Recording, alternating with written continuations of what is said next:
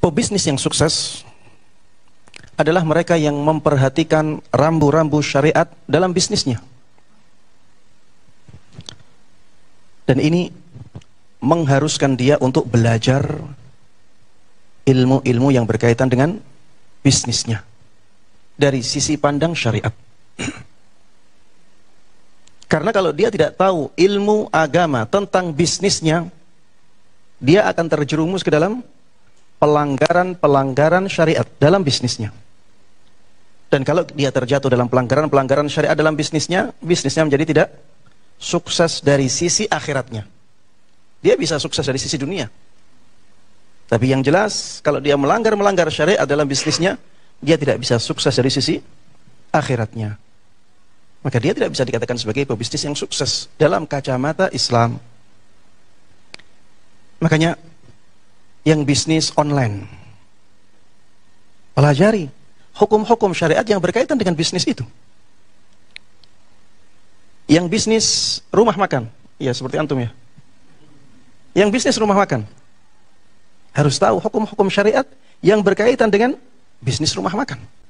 Makanan-makanan yang dihalalkan apa saja, yang diharamkan apa saja. Bumbu-bumbu mana saja yang halal, yang haram. Harus diketahui. Transaksi, model transaksi yang bagaimana, yang diharamkan, harus tahu. Harus belajar tentang agama Islam yang berkaitan dengan bisnis tersebut. Kaedah-kaedah dalam berbisnis harus kita tahu. Mana yang ada ribanya, mana yang tidak ada. Mana yang utang piutang, mana yang sewa, mana yang jual beli. Kapan akad sudah sempurna, kapan belum. Pebisnis yang sukses adalah pebisnis yang benar-benar memperhatikan rambu-rambu syariat. Dan itu membutuhkan pembelajaran. Kita harus belajar. Kita harus belajar tentang ilmu bisnis kita, jemaah. Dan itu masuk dalam sabda Nabi kita Muhammad sallallahu alaihi wasallam, "Talabul ilmi fariidatun ala kulli muslim." Menuntut ilmu itu adalah kewajiban atas setiap muslim. Yang diwajibkan di sini jemaah sekalian rahimani rahimakumullah adalah menuntut ilmu yang berkaitan dengan amalan yang akan kita lakukan. Ya, tidak semua ilmu harus kita pelajari, tidak. Tidak semua ilmu harus kita pelajari. Tidak semua ilmu wajib kita pelajari. Ilmu apa yang wajib kita pelajari?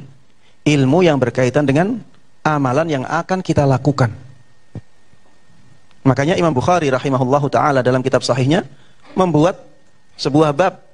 Babun al-ilmu qabla al-qawli wal amal.